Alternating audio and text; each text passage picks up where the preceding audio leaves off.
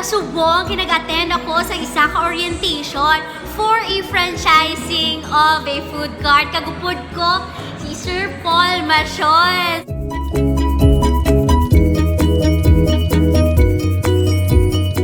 Si Sir JOBEN. Ito, isa pang artistahin si ALDEN.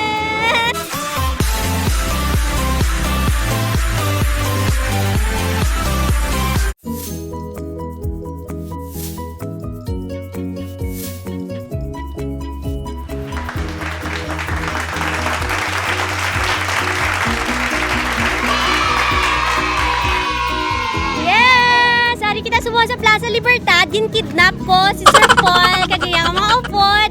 Kay, syempre, happy tangadaan. There, Sir Paul and the company. Alright, picture kami di sa train. Kag, there, may nagka-basketball dito.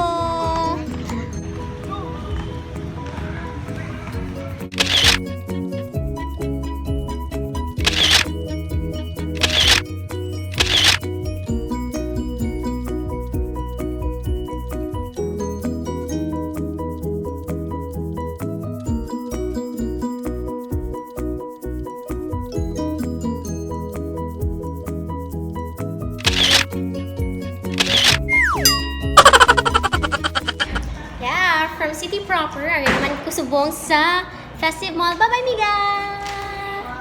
Bye-bye!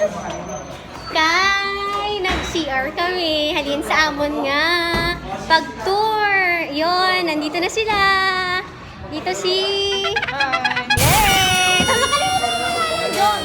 JOBEN. Ben?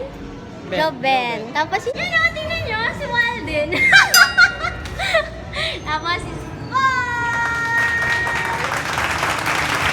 Nawawala yung isa namin kasama. Hindi ko alam kung saan na siya napunta.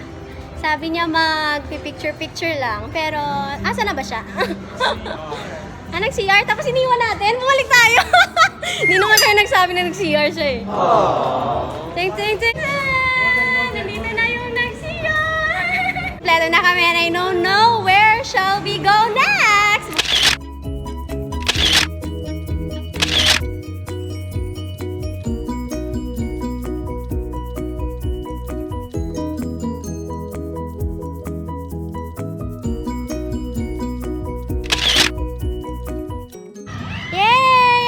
Here in our last destination, and guess where? There!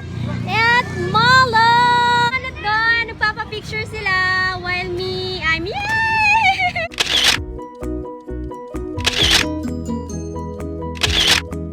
You enjoyed your tour here? Yes! Yay!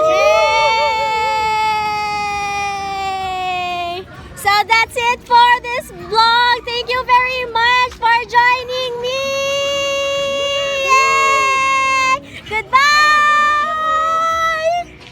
Yeah, nakauwi na rin ako sa bahay at sobrang excited akong itour sina Sir Paul. Kaya nakalimutan ko nang mag-video sa mga other spots na pinuntahan namin. But don't you worry dahil sa excitement na yun, magbibigay ako ng another surprise sa inyo. So for those who identified three landmarks na pinuntahan namin, comment down below at isasama ko